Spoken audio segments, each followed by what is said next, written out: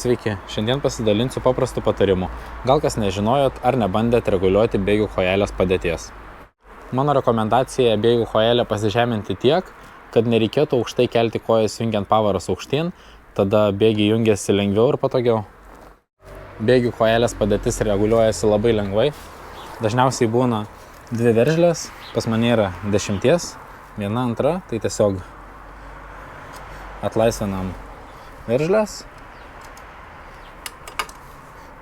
Šiek tiek duodam vietos eigai ir tada sukinėjant visą va šitą leidžiasi žemyn arba keliasi aukštyn kojelė.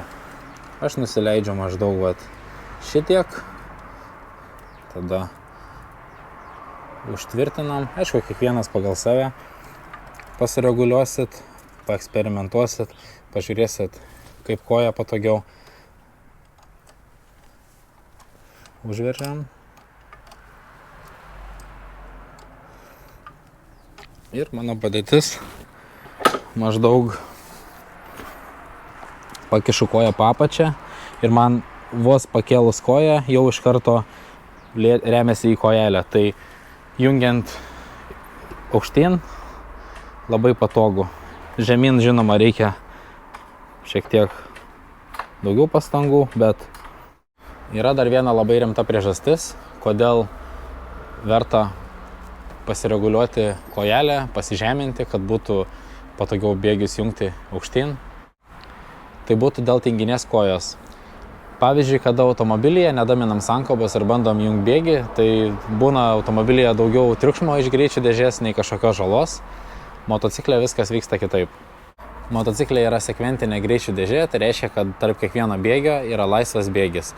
Kada tinginė koja nedajungia bėgį iki galo, įsijungia laisvas bėgis. Ir tai yra labai pavojinga, ypatingai važiuojant posūkyje dideliu greičiu, kada didinam greitį, jungiam aukštesnę pavarą, nedajungiam su tinginė koja ir įsijungia laisvas bėgis. Įsijungus laisvam bėgiui motociklą sukti tampa daug sudėtingiau, reikia daug daugiau jėgos. Norint sumažinti greitį, reikia nepamiršti stabdį spausti palaipsniui. Na ir žinoma, įsijungus laisvam bėgiui, automatiškai atleisit gazą. Kadangi dėl sūkių skirtumo tarp bėgio ir laisvo yra labai didelis, tai nukritusios apsukos išmynus tiesiog pilnai sankabą tikrai neleis įjungti nei sakykime, 4 ar 5 bėgio taip lengvai, kol ganėtinai nenumažinsit greičio arba nepasikelsit apsukų. Na, o jei motociklininkas nepatyręs, šito gali greitai išsigąsti, pasimesti, ypatingai posūkyje. Laiko priimti sprendimus yra labai nedaug, tada iš panikos galima griebti stabdį. Stabdis pastatys motociklą tiesiai ir tada jau garantuotai nuvažiuosim nuo kelio. Yra nemažai tokių atvejų, kada posūkyje jungiant pavarą įkrenta laisvas bėgis ir motociklininkas nulekia nuo kelio. Kartais net taip, kad nebėra kam papasakoti, kas ir dėl ko atsitiko. Antraštėje bus parašyta, kad nesuvaldė motociklo. Laisvu bėgiu važiuojantis motociklas dideliu greičiu yra tiesiog didelis riedantis metalo gabalas.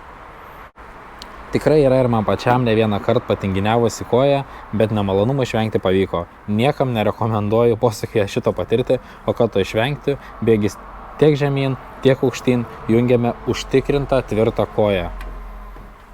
Na, o kad pasilengvinti šitą procesą, bėgių kojelės padėtį pasireguliuokite pagal save.